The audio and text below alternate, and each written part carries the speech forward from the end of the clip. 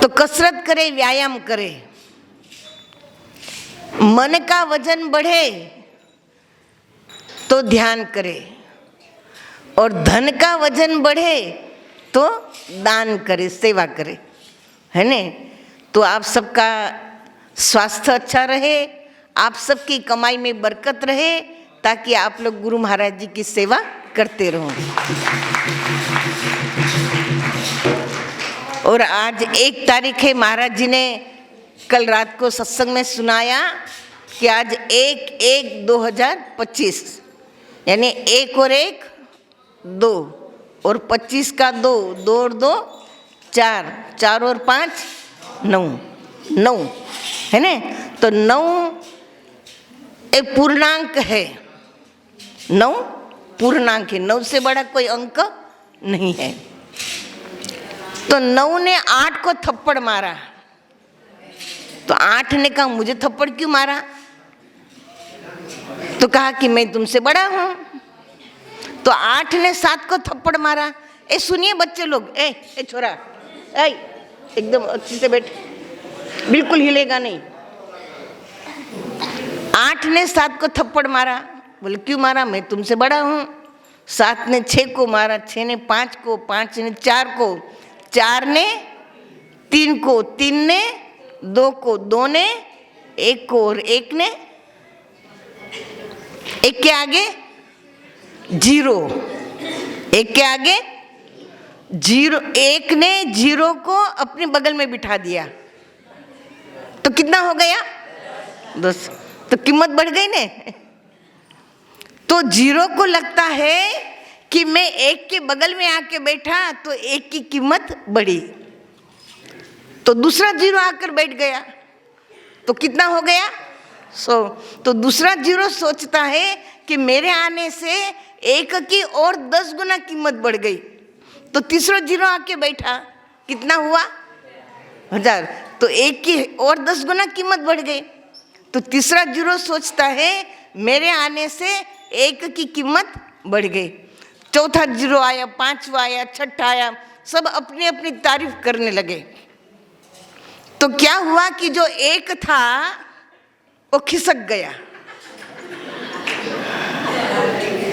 1 खिसक गया, फिर क्या रहा? उसकी कोई कीमत नहीं, उसकी कोई कीमत नहीं। तब सारे 0 आकर 1 को कहने लगे कि महाराज तुम 1 हो तो हम हीरो, नहीं तो हम सब हीरो। तो वो 1 कौन है? गुरु महाराज जी है ने। एक गुरु महाराज जी है 1, हम सब 0 को उन्होंने अपने बगल में बिठा के रखा है, तो हम सब हीरो जैसे चमक रहे हैं। अगर गुरु महाराज जी हमारे जीवन में न हो तो हमारी कोई वैल्यू नहीं है, हम सब 0/0 है। तो ये बहुत अच्छी बात महाराज जी ने समझाई कल रात को। नानक साहब कहते हैं कि एको सुमरो नानका जल थल रहो समाए, दूजा काहे सुमरिए जे जन्मे और मर जाए।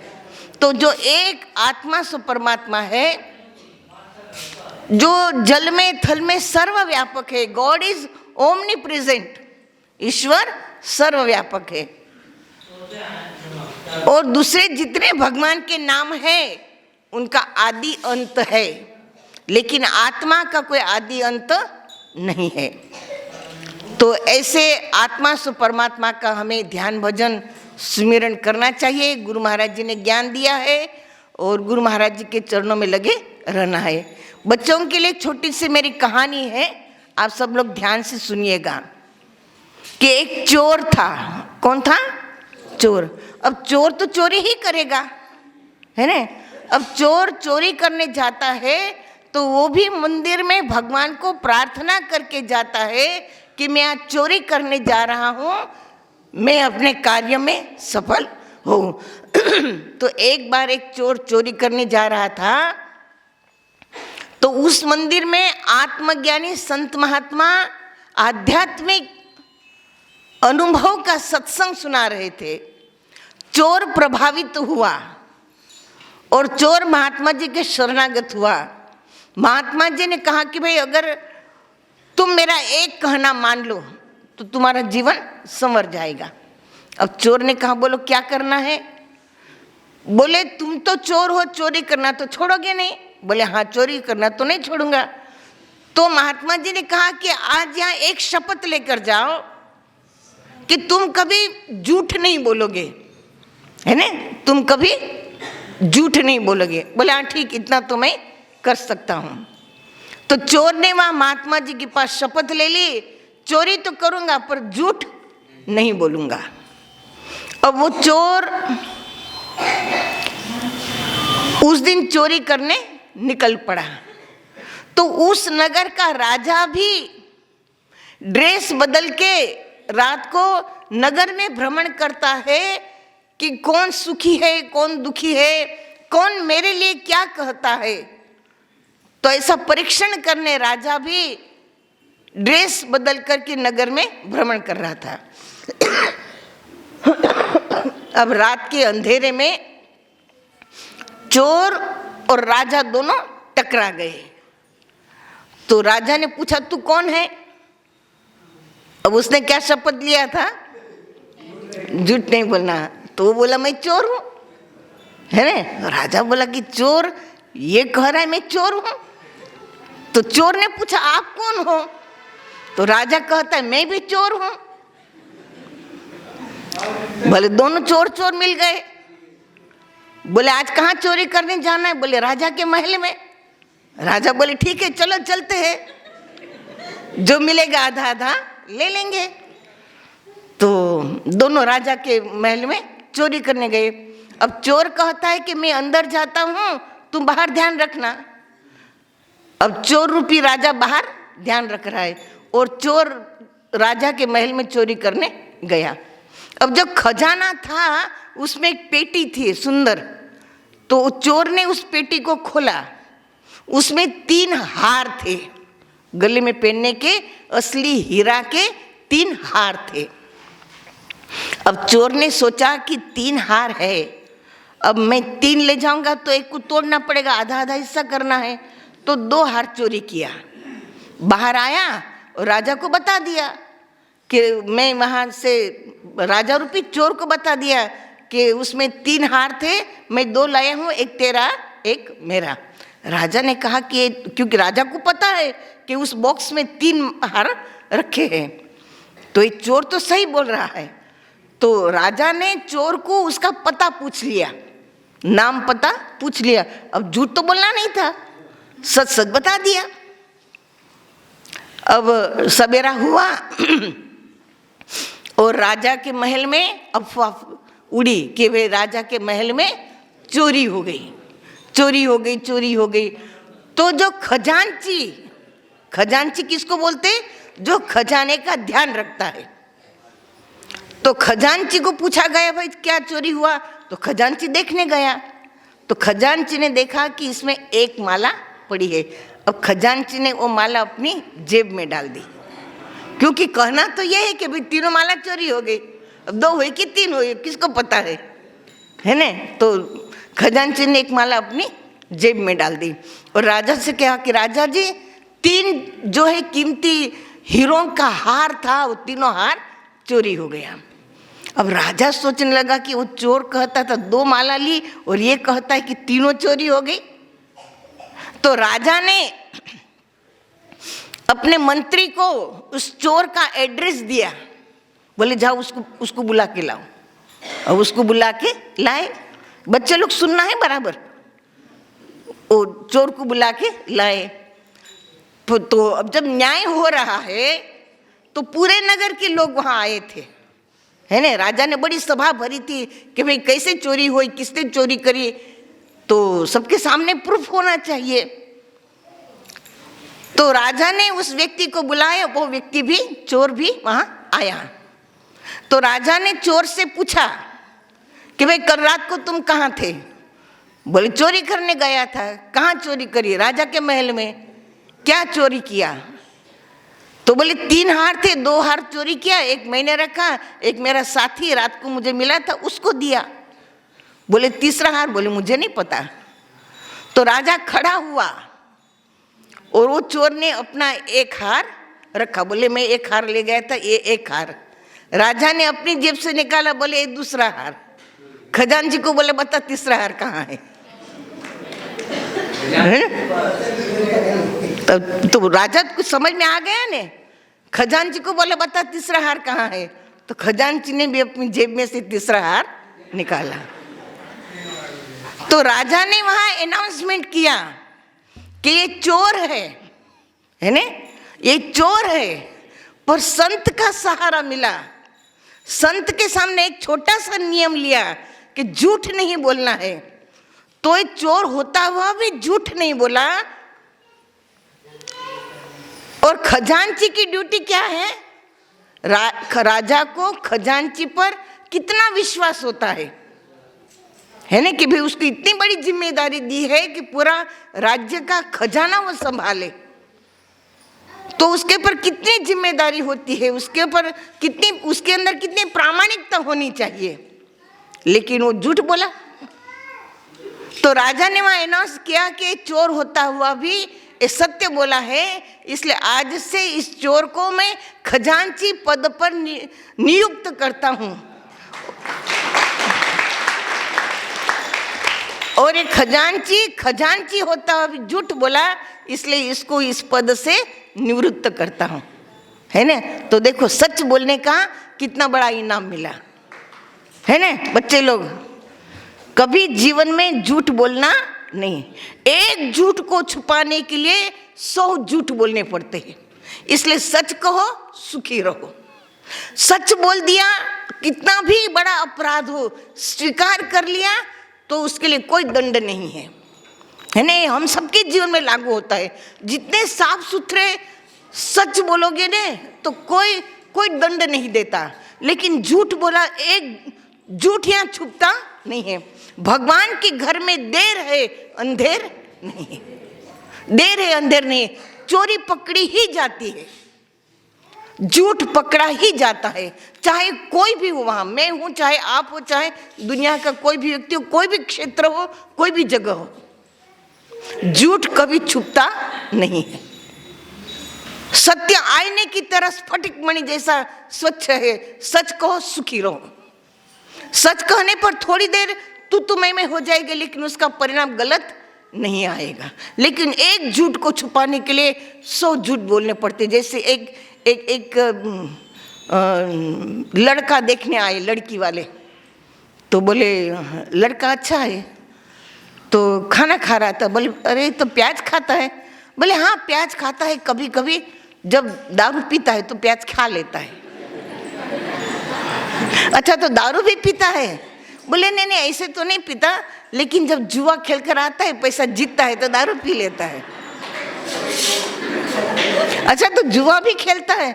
नहीं ऐसे तो नहीं खेलता। जुआ तो जब थाने में से छूट कर आता है, कोई हत्या वत्या करी तो थाने में गया, तो थाने में से आता है तो खेल लेता है। तो थाने में भी गया मतलब कि जेल में भी गया है, मतलब कि कोई गुनहगार भी है ना। तो देखो एक झूठ को छुपाने के लिए कितने झूठ बोलने पड़ते हैं। तो झूठ से बचे। ये सत्य का दरबार है, सत्य का ज्ञान मिला है, सत्य हमारे हृदय में है। सत्य को अपना करके हम जीवन में चले तो कोई डर नहीं, कोई भय नहीं, सांच को आँच नहीं, है ना। बच्चे समझ रहे हो? तो आज से आप सभी लोग नियम ले लो कि कभी झूठ बोलना नहीं है, झूठ नहीं बोलना है। सच बोलो, सुखी रहो। पकड़ो कान। कान ही नहीं है। तो चलो बहुत अच्छी बात है। और अभी कुंभ मेला है ना। अभी जनवरी का बहुत अच्छा महीना होता है। अभी 14 तारीख को संक्रांत आएगी। संक्रांत कितना बढ़िया दिन है। संक्रांत के दिन भीष्म पितामह ने देह त्यागा था। उन्होंने उस दिन को चुना, संक्रांत के दिन को भीष्म पितामह ने चुना। कितने सारे 90 दिन वो कांटों की सैया, बाणों की सैया पर रहे, और संक्रांति के दिन उन्होंने देह त्यागा। संक्रांति के दिन गंगा और सागर का मिलन हुआ, गंगा सागर मिले। कपिल भगवान के दर्शन के लिए गंगा जी भगीरथ के 3-4 पीढ़ियों का तपस्या का बल फल स्वरूप गंगा जी स्वर्ग से आई और हरिद्वार से बहती बहती, आप गणित कीजिए, हरिद्वार से गंगा दशहरा जून में होता है ना, गंगा दशहरा जून में होता है। तो जून में गंगा जी स्वर्ग से धरती पर आई, भगवान शिव जी की जटा में समाई, भगवान ने एक लट खोली और गंगा जी को धरा पर प्रकट किया, है ना। तो फिर भगीरथ को कहा गया कि तू शंख बजाओ, आगे आगे चलो, तुम्हारे पीछे गंगा जी जहाँ ले जाना चाहो आएगी। तो भगीरथ हरिद्वार से चले शंख बजाते हुए, तो कहाँ आए, कब आए, गंगा दशहरा को चले थे वो जून महीने में। तो संक्रांति के दिन वो कलकत्ता सागर में, जहाँ कपिल मुनि का आश्रम था, जहाँ सगर राजा के 60,000 पुत्र कपिल मुनि की ज्ञानाग्नि में जल के भस्म हुए थे, जो 60,000 पुत्र दक्ष प्रजापति के थे, जिनको नारद जी ने आध्यात्मिक गूढ़ ज्ञान समझाया, गुड़ में गुड़ ज्ञान समझाया और उनको बैरागी बना दिया। तो दक्ष प्रजापति ने उनको श्राप दिया कि भले तुम बैरागी बन गए, जिस कार्य के लिए मैंने तुमने उत्पन्न किया था कि संसार सृष्टि की रचना करनी है, सृष्टि प्रजोत्पत्ति के लिए उत्पन्न किया था, लेकिन तुमने संन्यास मार्ग अपनाया, तुम इसमें भी सक्सेस नहीं होगी और तुम्हारी सद्गति नहीं होगी। तो ये वही 60,000 पुत्र सगर राजा के यहाँ जन्मे, कपिल मुनि की क्रोधाग्नि में जले। कपिल मुनि के आदेश से असमंजस दिलीप और भगीरथ 3 पीढ़ियों ने तप किया। भगीरथ ने ब्रह्मा जी को प्रसन्न किया, ब्रह्मा जी के कमंडल से गंगा प्रकट हुई और कहा कि मैं यदि स्वर्ग से धरा पर आऊंगी तो धरती फाड़कर पाताल चली जाऊंगी, मुझे क्योंकि मेरा वेग ज्यादा है, तो मुझे कोई कंटेन धारण करने वाला हो। तो नारद जी की प्रेरणा से भागीरथ ने भगवान शिव जी को तपस्या करके प्रकट किया। भगवान शिव जी प्रसन्न हुए और उन्होंने अपनी जटा खोली, गंगा को धारण किया और जटाओं में समेट दिया। अब भागीरथ सोचते हैं कि गंगा जी को तो धरा पर आना था, कैसे कैसे विष्णु जी के चरणों से निकली गंगा ब्रह्मा जी के कमंडल में समाए, ब्रह्मा जी के कमंडल से निकली गंगा शिव जी के जटा में समा गई, मेरा तो उद्देश्य पूरा नहीं हुआ। फिर शिव जी को प्रार्थना करी, एक लट खोली और गंगा जी प्रकट हुई और अब शंख बजाते हुए गंगा दशहरा के दिन है ना वो प्रकट हुई। तो जून से लेकर 14 तारीख संक्रांति का दिन तक वो कहाँ हरिद्वार से गंगा सागर एक बार है ना, वहाँ कलकत्ता हावड़ा, तो कितना बड़ा लंबा रूट भगीरथ ने पूरे भारतवर्ष को गंगा जी चली है ने, और पूरे भारत में भ्रमण करती करती गंगा जी सबको शस्य श्यामला बनाती हुई, पावन पवित्र करती हुई है ने। और गंगा जी वहाँ जनवरी में, जून से जनवरी है ने, जून से जनवरी इतना भगीरथ इतना देश देशांतर भ्रमण करते हुए गंगा जी जो है कपिल मुनि के चरणों को छूकर सागर में समा गई और वो गंगा जल का पानी 60,000 पुत्रों को स्पर्श किया और उनका उद्धार हुआ। वहाँ गंगा सागर एक हुए संक्रांति के दिन, और कपिल भगवान का आश्रम है उसको पावन पवित्र किया। और कहते कि आज के दिन और कपिल भगवान का आश्रम गंगा सागर से बाहर आता है, वहाँ मेला भरता है और संक्रांत होते ही फिर पुनः मंदिर गंगा सागर में विलीन हो जाता है। इसलिए कहते हैं कि सारे तीर्थ बार बार, गंगा सागर एक बार। तो ये जनवरी में ये होता है। जनवरी में अभी संक्रांत में लोग पतंग चगाते हैं है ने, तो पतंग अकेली कहे कि मैं उड़ूं तो पतंग अकेली नहीं उड़ सकती। धागा ये कहे कि मैं अकेला उड़ूं तो धागा अकेला नहीं उड़ सकता। तो पतंग के साथ धागे को कोई बांधने वाला हो और उड़ाने वाला हो तो पतंग उड़ती है। तो हम सब पतंग है। हमारी सुरत्यारूपी डोरी गुरु महाराज जी बांध दे, है ने, तो शब्द सुरती लगाई के मुखते कछु न बोल, फिर हमारी सुरता कहाँ जाएगी? शून्य में जाएगी, है ने। तो मन रूपी पतंग और सुरता रूपी डोरी गुरु महाराज जी जोड़ देते हैं, है ने, तब ये हमारा जो है पतंग जो है हृदय आकाश में उड़ेगी। तो ये बड़ा पतंग का महत्व भी है। और इन दिनों में हवा स्वच्छ होती है, पतंग खूब ऊंची उड़ाते, यहाँ उड़ाते कि मुझे नहीं पता, लेकिन महाराष्ट्र में, राजस्थान में तो खूब लोग पतंग उड़ाते हैं। और इसके पर बड़ा बड़ा व्यापार भी होता है, बिजनेस होता है कि कौन किसकी पतंग काटेगा, तो शर्त लगाते हैं, लाखों करोड़ों की शर्त लगाते, मैं इसकी पतंग काटूंगा, वो उसकी पतंग काटेगा, लगी शर्त, मैं इतने में काटूंगा, मैं इतने में काटूंगा। अब यहाँ पतंग उड़ाते कि नहीं मुझे नहीं पता, उड़ाते। बहुत बड़ा गेम होता है इसके पर। तो भगवान राम ने पतंग उड़ाई थी, हनुमान जी सहयोग में थे, तो पतंग उड़ करके स्वर्ग में गई, इंद्रलोक में। तो इंद्राणी ने देखा कि हाँ कितनी सुंदर पतंग है, और इंद्राणी ने पतंग को पकड़ लिया। तो भगवान राम हनुमान जी को कहते, हनुमान हमारी पतंग किसी ने पकड़ ली, जाकर देखो किसने पकड़ी। तो हनुमान जी वहाँ गए, तो इंद्राणी ने पतंग पकड़ी थी, तो देखकर आए, बोले इंद्राणी ने पतंग पकड़ी है, तो बोले बोलो उसको, बोलो छोड़े। तो फिर हनुमान जी गए, बोले पतंग छोड़ो। तो इंद्राणी कहती है कि पतंग कितनी सुंदर है, तो ये पतंग को उड़ाने वाला कितना सुंदर होगा। तो मैं इनका दर्शन करना चाहती हूँ, वो मुझे दर्शन दे, मैं पतंग छोड़ दूंगी। तो हनुमान जी ने आकर भगवान राम से कहा, तो भगवान राम ने उनको दर्शन दिया और इंद्राणी ने पतंग को छोड़ा। तो ये पतंग जीव और ब्रह्म का मिलन है ना, शब्द और सुरती का एक संगम है। तो ये जनवरी महीना बड़ा ही पावन पवित्र है। माघ मास बोलते हैं ना, माघ मास, पोष के बाद माघ। हाँ, तो माघ मास में ऋषि मुनि भी जो है संक्रांत का महीना मनाते हैं। और इसी महीने में कुंभ भी है, इलाहाबाद का कुंभ, और हम सब जाने वाले भी है।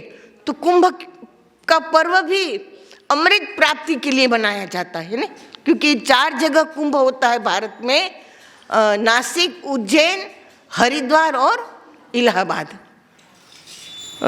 जो है गंगा जो है 4 जगह एक कुंभ मनाया जाता है, गंगा, गोदावरी, शिप्रा और त्रिवेणी, 4 नदियों में, गंगा, गोदावरी नासिक में, शिप्रा उज्जैन में, और यहाँ त्रिवेणी।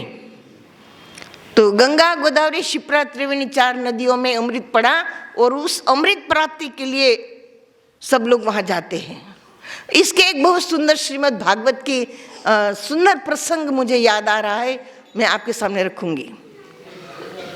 भगवान श्री कृष्ण ने बहुत लीलाएं करी। भगवान श्री कृष्ण ने गोवर्धन लीला करी।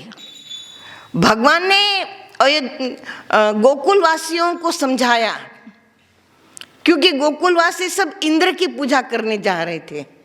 तो भगवान श्री कृष्ण ने गोवर्धन का कर्ज उतारना था। गोवर्धन त्रेता में कौन सा पहाड़ पर्वत था जहां से हनुमान जी संजीवनी लाए थे? नहीं, द्रोणाचल पर्वत था, है ना, द्रोणाचल पर्वत था। वो आज जो है गोवर्धन पर्वत बना। तो भगवान लक्ष्मण जी के लिए वहाँ से जड़ी बूटी लाए थे, तो भगवान को वो उनका ऋण उतारना था। इसलिए भगवान श्री कृष्ण ने गोकुल वासियों को समझाया कि अब की बार इंद्र की पूजा नहीं होगी, गोवर्धन की पूजा होगी, क्योंकि गोवर्धन पर जड़ी बूटियाँ उगती है, हमारे स्वास्थ्य में के लिए वो उपयोगी है। हमारी गाय गोवर्धन पर्वत पर जाकर चरती है, उसका भोजन गोवर्धन पर्वत पर है। गोवर्धन पर्वत पर बहुत बड़े बड़े पेड़ हैं, उन पेड़ों की लकड़ियों से हमारे मकान बनते हैं, भोजन बनाने में सहयोग मिलता है। तो ये तो जीता जागता देवता है, इसको छोड़कर इंद्र की पूजा क्यों करें? ऐसा भगवान कृष्ण ने सारे नगरवासियों को समझाया।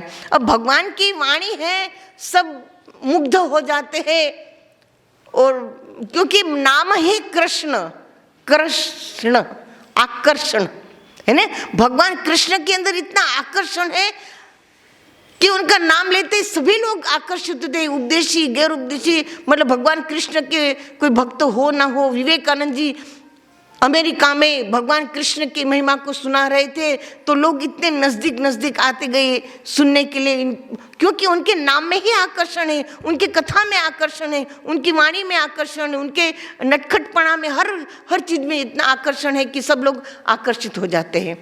तो विवेकानंद बोलते बोलते पीछे पीछे जाने लगे, लोग और नज़दीक नज़दीक आने लगे। तो कहते कि देखो ये प्रमाण है कि कृष्ण की वाणी में, कृष्ण की महिमा में कितना आकर्षण है। तो भगवान कृष्ण की वाणी में आकर्षण है, सब लोग उनकी बातों को मानते हैं।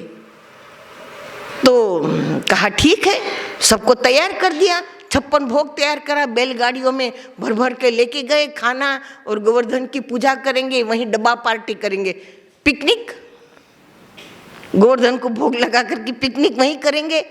तो सब तैयार हो गए। उधर इंद्र को पता चला, इंद्र ने कहा कि मेरी पूजा छोड़कर गोवर्धन की पूजा कर रहे, और इंद्र ने अपना है ना गर्व अहंकार है ना खूब बारिश बरसाई है ना, सब लोग गोवर्धन पर पहुंचे और खूब बारिश बरसाई। तो गोवर्धन कितना बड़ा था आपको पता है? 7 योजन का था। कितने योजन? 7 योजन, बोले तो 7 किलोमीटर, थोड़ा बहुत फर्क होगा, लेकिन इतना बड़ा गोवर्धन पर्वत के नीचे भगवान कृष्ण ने कहा कि मुझे कल गोवर्धन ने सपने में बोला था कि यदि इंद्र बारिश बरसाए तो तुम मुझे एक है ना करंगली पर उठा लेना, मैं हल्का हो जाऊंगा, मैं उठ जाऊंगा। भगवान ये बोलते हैं सबको, और सबको विश्वास भी हो जाता है।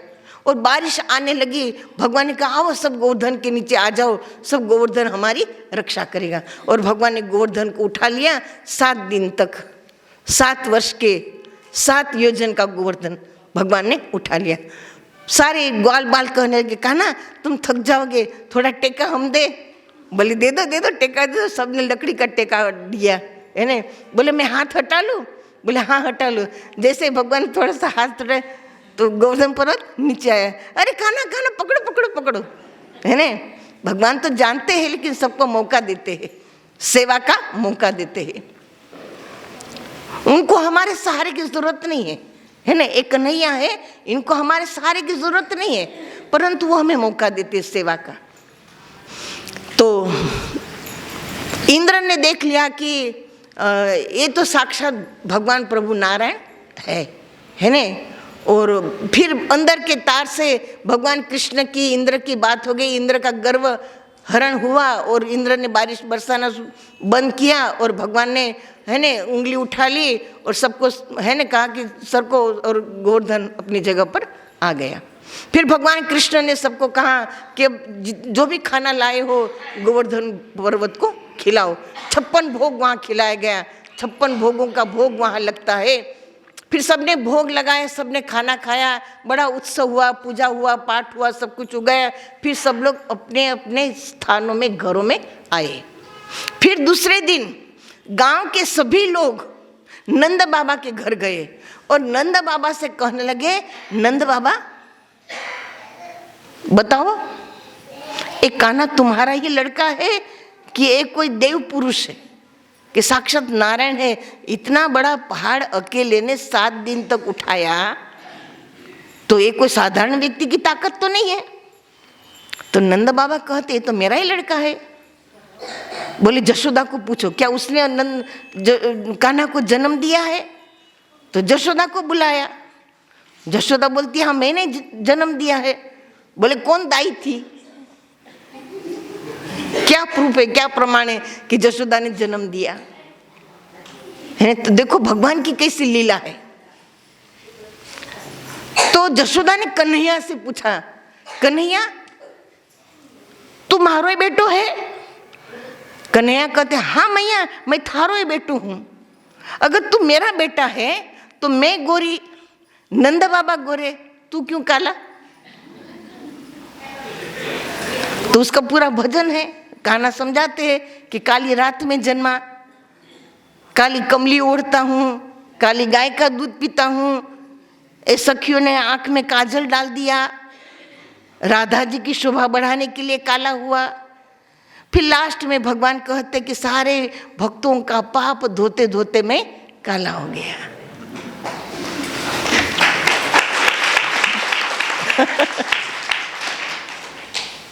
तो भगवान की वाणी में सब आकर्षित हो गए। किसी के पास इसका कोई उत्तर ही नहीं है। और लेकिन एक गोपी थी, मतलब सारी गोपियों के मन में ऐसा हुआ कि अरे ये तो साक्षात नारायण है। तो ये गोपियां कौन थी? ये सारी गोपियां ऋषि रूपी गोपियां थी, है ना। अनेक जन्मों से ऋषि मुनि ने ईश्वर को प्राप्त करने के लिए अनेक जन्मों तक बड़ी कड़ी कड़ी तपस्या करी थी कि ईश्वर को हम प्राप्त करें। लेकिन आज जब ईश्वर साकार रूप में आए हैं तो वो सारी गोपियां कोई ग्वाल के रूप में, गाय के रूप में, गोपियों के रूप में वो सारों ने वहां जन्म लिया था, है ना। तो अब गोपियों को निश्चित हो गया कि यही साक्षात नारायण है, इनके दर्शन के अलावा दूसरा कुछ संसार में नहीं है। और गोपियां निरंतर भगवान कृष्ण को निहारती है और गोपियां ब्रह्मा जी को दोष देती है, कहती कि हे ब्रह्मा जी, आपने पलक बनाई ने, पलक झपकती है, इतनी देर हम भगवान के दर्शन के बिना हम रह जाती है, मतलब दर्शन नहीं कर पाती, तो आपने पलकें क्यों दी। बहुत अच्छी बात वहाँ गोपियाँ कहती है। तो गोपियों को भगवान कृष्ण का अब इतना सानिध्य चाहिए है कि वो बिना भगवान दर्शन के रुक नहीं सकती और गोपियों को वहाँ मूर्छा आने लगती है भगवान के वियोग में। तो भगवान कृष्ण ने अपने ग्वाल बाल मित्रों से कह दिया था कि देखो, यदि किसी को मूर्छा आए ने तो मुझे मूर्छा उतारने का मंत्र आता है ना। तो उनकी लीला है, वो तो कुछ भी बोल सकते हैं। तो गोपियों को मूर्छा आने लगी, मूर्छा यानी बेहोश होने लगी गोपियां भगवान के दर्शन के वियोग में। तो ग्वाल बाल कहते हैं कि कान्हा, उस गोपी को मूर्छा आई है, चल चल चल वहां चलते हैं। तो भगवान वहां जाते हैं और गोपी के कान में कहते हैं कि धीरज धारण करो, अभी शरद पूर्णिमा की रात्रि आएगी, तब तुम्हारा हमारा मिलन होगा। और गोपी मूर्छा उतर जाती है। तो ऐसी कई गोपियों को मूर्छा बेहोश हो जाती है और कान्हा सबको धीरज बंधाते हैं। एक बूढ़ी गोपी थी, उसको लगा ये जवान गोपियों के कान में पता नहीं क्या मंत्र फूंकता है, इसको देखना चाहिए। तो वो बूढ़ी गोपी, मतलब बूढ़ी अम्मा ने बेहोश होने का नाटक किया। तो लोग आए कान्हा के पास, कान्हा कान्हा, वो बूढ़ी गोपी को जो है वो बेहोश हो गई। तो कान्हा कहता है, वो तो भगवान है, वो तो सब जानते हैं। भगवान कहते, कान्हा कहने लगा कि सफेद बाल वालों के ऊपर मेरा मंत्र काम करता नहीं, सफेद बाल वालों के ऊपर मेरा मंत्र काम नहीं करता। तो गोपी आई, कहने लगी कान्हा, तुमने हमारी मूर्छा उतारी, हमारी सास की नहीं उतारोगे तो हमारी सास हमको और दुख देगी, आओ आओ चलो चलो। तो कान्हा गए, वहाँ गए और कहते कि ये बुढ़िया को है ने, ये मूर्छा नहीं आई है, बोले इसको तो भूत आया है, भूत, लाठी लाओ, इसको तो अभी भूत उतारता है ना। 2-4 लाठी मारी और बुढ़िया खड़ी हो गई। तो भगवान ने वहाँ बहुत लीला करी, बहुत सुंदर प्रसंग है, आप लोग समझिएगा। फिर जो है ऐसा करते करते शरद पूर्णिमा की रात्रि आई। शरद पूर्णिमा कब आती है? आसो महीने की दशहरा के बाद जो पूर्णिमा आती है ना, दशहरा के बाद, उसको शरद पूर्णिमा कहते हैं। तो शरद पूर्णिमा की रात्रि आई और भगवान श्री कृष्ण ने वृंदावन में कदम के पेड़ पर बैठकर जो गोपी ईश्वर दर्शन की अधिकारी थी उसका नाम बांसुरी में पुकारने लगे। जिस गोपी का नाम पुकारने लगे वो गोपी उस समय जिस अवस्था में, जिस कंडीशन में थी, तुरंत त्याग कर भगवान के दर्शन के लिए भागिए, तुरंत भागिए, तुरंत भागिए, एक सेकंड नहीं रुकी। जिस कंडीशन में जैसे भी थी गोपियों ने कोई परवाह नहीं करी, न परिवार वालों की परवाह करी, न समाज की परवाह करी, न गांव वालों की, किसी की परवाह नहीं करी। बस कृष्ण दर्शन के लिए जाना है। कान्हा ने हमें, हमारे भगवान ने हमें पुकारा है। कितने भगवान के दर्शन के लिए लालायित गोपी। एक बात सुनाना चाहूंगी।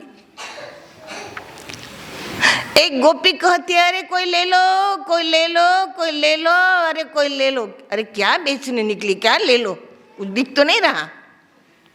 बोले नींद बेचने निकली हूं। क्या बेचने? नींद बेचने निकली। बोले नींद भी कोई बेची जाती है? बोले हाँ, नींद बेचने निकली हूं। बोले क्यों? तो बोले कल कान्हा ने मुझे कहा था कि मैं तेरे घर भोजन करने आऊंगा, और दोपहर का समय था, मैंने बहुत अच्छी तरह से कान्हा के लिए भोजन बनाया, माखन मिश्री भी रखा, और मैं कान्हा का इंतज़ार करने लगी। मैंने मेरा आंगन बुहारा, रंगोली निकाली है ने, जैसे हमने गेट पर है ने सजाया है, आसोपालव से सजाया। मैंने बहुत तैयारी करी, कान्हा का इंतज़ार कर रही थी। लेकिन ये बैरन नींद आ गई। इंतज़ार करते करते बैरन नींद आ गई, थोड़ी सी झपकी आ गई, नींद आ गई, और उतनी ही देर में कान्हा आया, खाना खाकर चला गया। तो मैं कान्हा के दर्शन से वंचित रह गई। ये बैरन नींद ने मुझे मेरे भगवान के दर्शन से, मेरे इष्ट के दर्शन से वंचित कर दिया। तो एक गोपी कहती है, मैं नींद खरीदूंगी, है, मैं नींद खरीदूंगी। बोले तू क्यों खरीदेगी? बोले मुझे कान्हा ने कहा था कल मैं तुम्हें स्वप्न में दर्शन दूंगा, तो मैं रात्रि को बहुत सोने का प्रयास करी कि मैं सोऊं, मुझे नींद आए तो स्वप्न आए, पर बैरन नींद आई ही नहीं। अब नींद ही नहीं आई तो स्वप्न ही नहीं आया, तो कान्हा का दर्शन भी नहीं हुआ।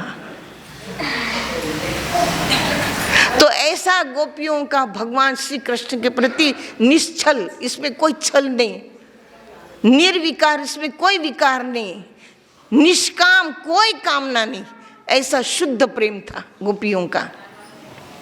और शरद पूर्णिमा की रात्रि को भगवान ने जो है बांसुरी बजाई है, और सारी गोपियां भगवान दर्शन के लिए भागी है।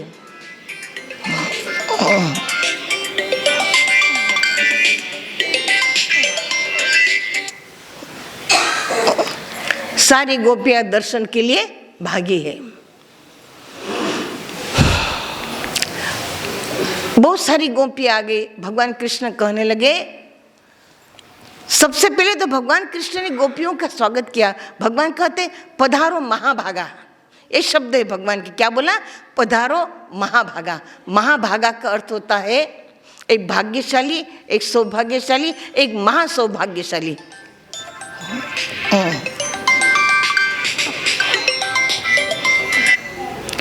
प्रीति सत्संग चल रहा है, बाद में बात करती है ना। महाभाग्यशाली,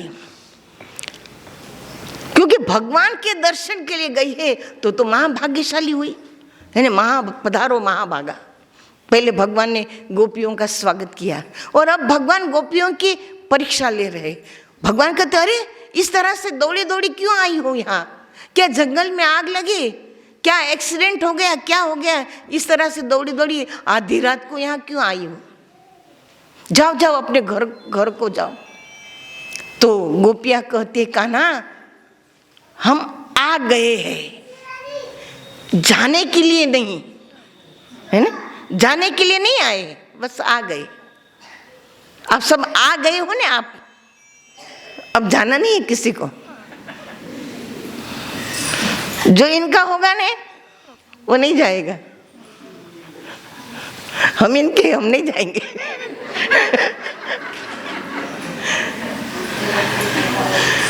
तो गोपिया ने कहा कि कान्हा आए हैं, जाने के लिए नहीं आए हैं। तो भगवान कृष्ण ने गोपियों को पतिव्रता धर्म के नियम समझाए कि तुम सब गृहस्थी हो, तुम्हें घर जाना चाहिए, अपने सास ससुर है ना, बच्चों की पति की सेवा करनी चाहिए। तो भगवान गोपियों को पतिव्रता धर्म का नियम समझाते हैं। तो गोपियां कहती कान्हा हमारी भी कुछ बात सुनो। बोली कि आप हमें कहते हो कि पति की सेवा करे, पति को भोजन करा के भोजन करे, पति को सुला के सोए, पति की आज्ञा में रहे, पति के आज्ञा से परिवार की सेवा करे। और पति अगर कोई पति ये कहता है कि मैं कमाने के लिए परदेश जा रहा हूँ तो क्या करना चाहिए? तो बोले तो फिर पति की फोटो को भोग लगाकर उनकी पूजा करके तुम्हारा सारे काम करने चाहिए। गोपी कहते कान्हा चलो यहाँ तक तुम्हारी बात सही है, लेकिन जिस समय हम भोजन की थाली लेकर फोटो को भोग लगा रहे हो और उस समय असली पति आ जाए, समझे, उस समय असली पति आ जाए तो क्या करना चाहिए? तो फोटो को भोग लगाना चाहिए कि असली पति की सेवा में लगना चाहिए? ले भाई फोटो की पूजा कर रहे हो, हम गुरु महाराज जी के फोटो की पूजा कर रहे हैं और असली गुरु महाराज जी आ जाए तो कहाँ जाएंगे हम? असली के पास जाएंगे ने, है ना, जो ओरिजिनल असली आए तो उन्हीं के पास जाएंगे ने। तो गोपियां कहती कान्हा हम जीत गई। बोले कैसे जीत गए? बोले आप हमारे असली पति हुए और घर में जो है ने वो फोटो वाले पति है ना, घर में जो है वो फोटो वाले पति है और आप हमारे असली प्राण पति हो। तुम हो एक अगोचर सबके प्राणपति, आप हमारे प्राणपति हो। एक बहन का पति मर गया, समाज वालों ने कहा कि भाई पति मर गया, पति के नाम की कांच की चूड़ियाँ है, चूड़ियाँ फोड़ो। तो वो बहन तो खुशी खुशी चूड़ियाँ, कांच की चूड़ियाँ निकाल दी, सोने की चूड़ियाँ पहन करके आके सबके सामने बैठ गए। बोले ये क्या करी? बोले वो तो कांच का पति था, मर गया, ये सोने का पति, असली पति थोड़ी मरेगा। मीराबाई कहते हैं कि सबके पति परदेश बसत है, लिख लिख भेजे पाती, मेरे पति मेरे हृदय बसत है। हृदय कहाँ है? यहाँ, ये हृदय है, ये हृदय आकाश है। यहाँ तो डॉक्टर ऑपरेशन करता भगवान नहीं दिखते, लेकिन यहाँ ध्यान करोगे तो भगवान है ना, आत्मा से परमात्मा ज्योति स्वरूप निर्गुण निराकार का दर्शन होगा। मेरे पति मेरे हृदय बसत है, मैं न कहीं आती न जाती। तो गोपियाँ कहती है कि हम जीत गए, हमारे असली पति आप हो और घर में सो रहे वो फोटो वाले पति है। तो भगवान कहते हैं कि यदि आप मुझे अपना असली पति मानती हो तो मेरी आज्ञा है घर जाओ, है ना, मेरी आज्ञा है घर जाओ। बोले ठीक है जाएंगे आपकी आज्ञा है तो, लेकिन आपने हमारा मन चुराया है, मन दे दो फिर जाएंगे। बिना मन की झांकी क्या करें, है ना भाई, यहाँ बैठे हैं शरीर से बैठे, मन से न बैठो तो सत्संग का एक बूंद भी अंदर जाने वाला नहीं। बोले जाएंगे लेकिन मन आपने चुराए, मन दे दो। तो कान्हा कहते भाई तुम्हारा मन तो मुझ में, जैसे दूध में शक्कर घुल जाती है, दूध में से शक्कर को निकाल नहीं सकते, ऐसे मेरे में आपका मन ऐसा मिल गया है वो निकाल नहीं सकते। तो गोपियाँ कहती तो हम कैसे जाए? तो भगवान कहते ठीक है क्या चाहती हो? तो गोपियाँ कहती कान्हा हमें अधरामृत का पान कराओ। क्या बोला? अधरामृत का पान कराओ। अब अधरामृत क्या होता है? धरा प्लस धरा, धरा यानी धरती, धरती का अमृत धरामृत है ना, धरती का अमृत धरामृत। धरती से हम अनाज उपजाते हैं, है ना, आलू उपजाते, धरती से सब कुछ मिलता है। इस धरती पर बड़े बड़े पहाड़ है, पेड़ है, नदियां है, समुद्र है, धरती पर ही तो है। तो धरती से तो हमारे जीवन की प्रत्येक उपयोगी वस्तु धरती से मिलती है ना। धरती से कपास निकलता है, कपास से कपड़ा बनता है। धरती में समुद्र है, समुद्र में नाना प्रकार के खनिज है। धरती में नदियां हैं, नदियों से पानी मिलता है। वही पानी, नदी का पानी समुद्र में मिलता है, वही भाप बनकर जाता है और उसी की वर्षा होती है। बड़े बड़े पहाड़ है, पहाड़ के ऊपर है ना सारी जड़ी बूटियां जो औषधि हमें मिलती है। तो धरती से तो सब कुछ मिलता है। तो धरती से जो मिला वो धरामृत। लेकिन गोपियों ने क्या मांगा? ओ धरामृत, जो धरती का अमृत नहीं है वो अमृत हमें दो। गगन बीच अमृत का कुआं, झरे सदा सुखकारी रे, और पंगु पुरुष चढ़े बिन सीढ़ी, पीवे भर भर जारी रे। अचरज देखा भारी साधो, अचरज देखा भारी। तो गोपियों ने क्या मांगा है? ज्ञान मांगा है ना, कि भाई सगुण का तो स्वाद हम ले रहे हैं, लेकिन तुम निर्गुण निराकार रूप में हमारे अंदर हो, हमें उसका ज्ञान करा दो। गोपियाँ ज्ञान मांगने गई है। भगवान ने कहा ना कि शरद पूर्णिमा को हमारा तुम्हारा मिलन होगा। तो निर्गुण निराकार रूप में जो परमात्मा हमारे अंदर है उसका मिलन गोपियाँ उपदेश मांग रही है। तो भगवान कहते न दूं तो, मेरा ज्ञान है, न दूं तो। बोलते ठीक है मत दो, उपाय हमारे पास है। हम तो तुम्हें इसलिए मनाते हैं कि कल जाकर समाज संसार ये न कहे कि गोपियाँ कृष्ण के समर्पित हो गई, फिर भी कृष्ण ने गोपियों की बात को नहीं माना और गोपियों ने वहीं पर अपने प्राण त्याग दिए। तो कृष्ण कितने निष्ठुर है ना, कृष्ण कितने निष्ठुर है। कल जाके समाज तुमको ये दोष न दे, इसलिए हम तुम्हें मना रहे हैं। फिर भी नहीं मानना है तो कोई बात नहीं, उपाय हमारे हाथ में। अभी हम अपने प्राण को योगाग्नि द्वारा प्राण त्याग देंगी। फिर गोपियाँ कहती कन्हैया ये मत सोचो कि तुम्हें ही बोलना आता है, हमें भी बोलना आता है। गोपियाँ कहती है हमें भी बोलना आता है। क्या आता है? क्योंकि ये गोपियाँ कई जन्मों से ऋषि मुनि थी, है ना। तो ऋषि मुनि को तो बोलना आता ही है, शास्त्रों की बातें, ज्ञान की बातें, धर्म की बातें, सनातन की बातें, है ना, उनको भी बोलना आता है। लेकिन गोपियाँ कहती कान्हा हम तो तुम्हें इसलिए मना रहे हैं कि कल जाकर संसार तुम्हें दोष न दे कि ये सब आपके शरणागत हो गई, फिर भी आपने बात नहीं मानी, ये सब मर गई, तुम्हें कौन पूजेगा, कौन मानेगा। तो इस तरह से गोपियाँ मतलब बिल्कुल टोटल सरेंडर, संपूर्ण भगवान के शरणागत।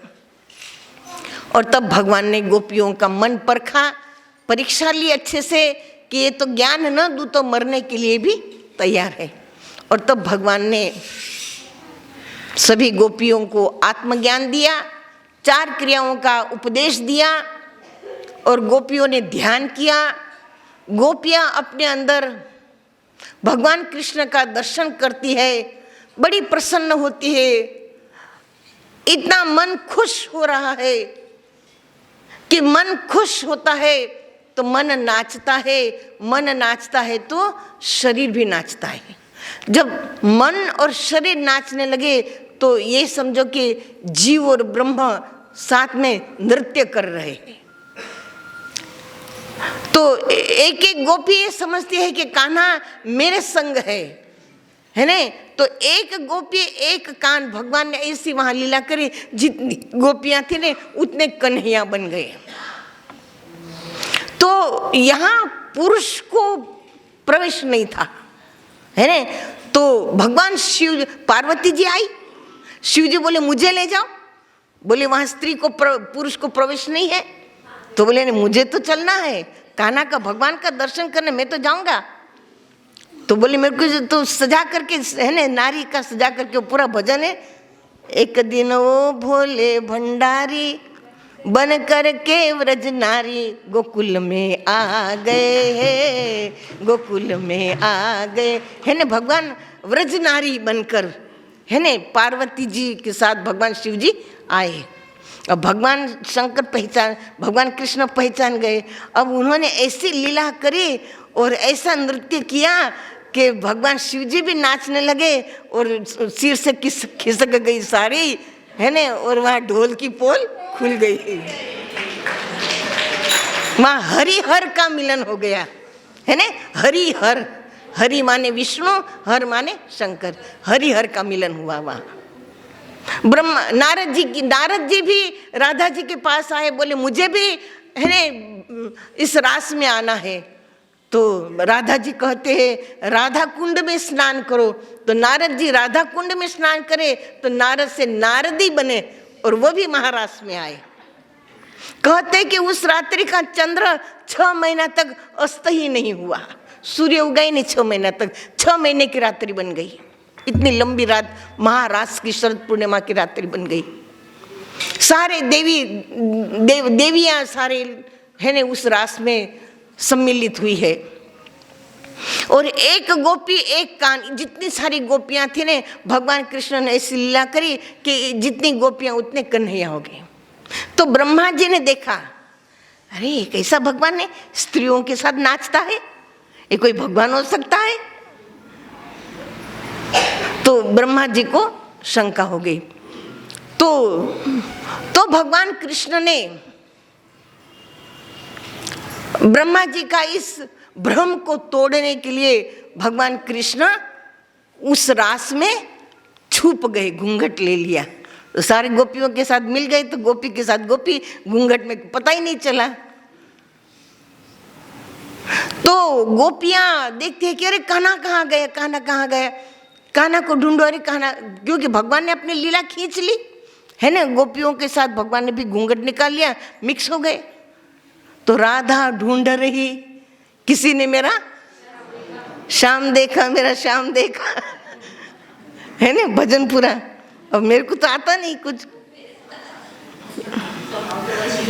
पूरा भजन है। फिर लास्ट में कहते हैं, लास्ट की कड़ी क्या है, वृंदावन में देखान, गोकुल में देखान, मथुरा में देखान, कहाँ देखान। लास्ट में बोले कि हृदय में ढूंढो, हृदय में मिलेगा, है ने। तो फिर जो है भगवान छुप गए। तो तब ब्रह्मा जी ने देखा कि अरे ये तो वही कान्हा है, ये तो भगवान की लीला है। तो इस तरह से भगवान ने ब्रह्मा जी का मोह भंग किया और गोपियों को भी अहंकार हो गया, क्षणिक अहंकार हुआ, क्षणिक, कि कान्हा तो मेरा ही है, मेरे साथ है ना, मेरा कान्हा मेरे साथ है, तो मेरा कान्हा है, और उनको मेरे बगैर नहीं चलता, ऐसा क्षणिक गोपियों को अहंकार हो गया। और भगवान ने लीला करी, सारी गोपियों से कान्हा हट गए, अकेली हो गए। और तब गोपियां विरह में फिर व्याकुल हो गए और कान्हा को ढूंढने लगे कि किसी ने मेरा श्याम देखा। और जब गोपियां व्याकुल होकर रोने लगी, भगवान के वियोग में दुखी हो गई, रोने लगी कि कान्हा कहाँ गए, कान्हा कहाँ गए। और तब भगवान वहाँ चतुर्भुज स्वरूप में प्रकट हुए और सबको दर्शन दिया, सबको आशीर्वाद दिया।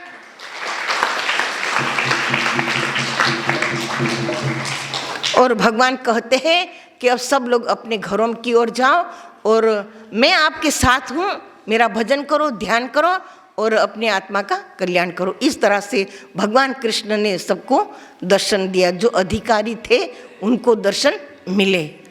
तो बहुत रोचक कथा है।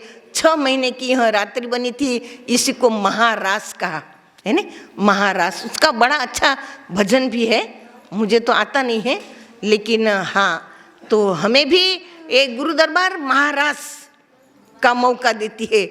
हम जब गुरु महाराज जी के सानिध्य में ऐसे भजन गाए जाते, तब उस समय जो लोग खुश होकर नृत्य करते हैं, तो वहाँ जीव और ब्रह्म का, है ना, ब्रह्म के साथ नृत्य होता है। तो ये हमें गुरु दरबार से ज्ञान मिला है, सत्य का ज्ञान मिला है, अमृत तत्व का ज्ञान मिला है। महाराज जी कल सुना रहे थे, मृत्युर्मा अमृतम गमय, असतोमा सद्गमय, तमसोमा ज्योतिर्गमय और मृत्युर्मा अमृतम गमय।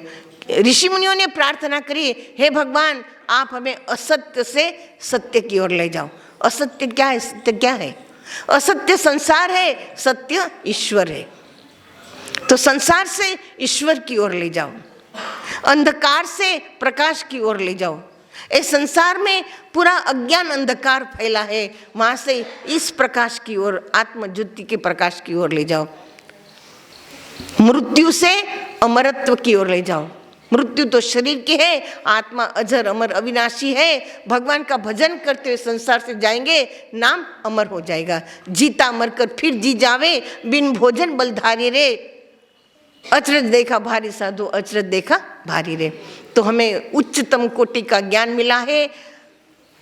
हम ज्ञान के हीरे को कांच का टुकड़ा ना समझे, श्वासोश्वास में श्वास रूपी हीरे की कीमत करके खूब खूब नाम का सुमिरन करें। आज नए वर्ष से आप सब लोग यहाँ से प्रतिज्ञा लेकर जाओ।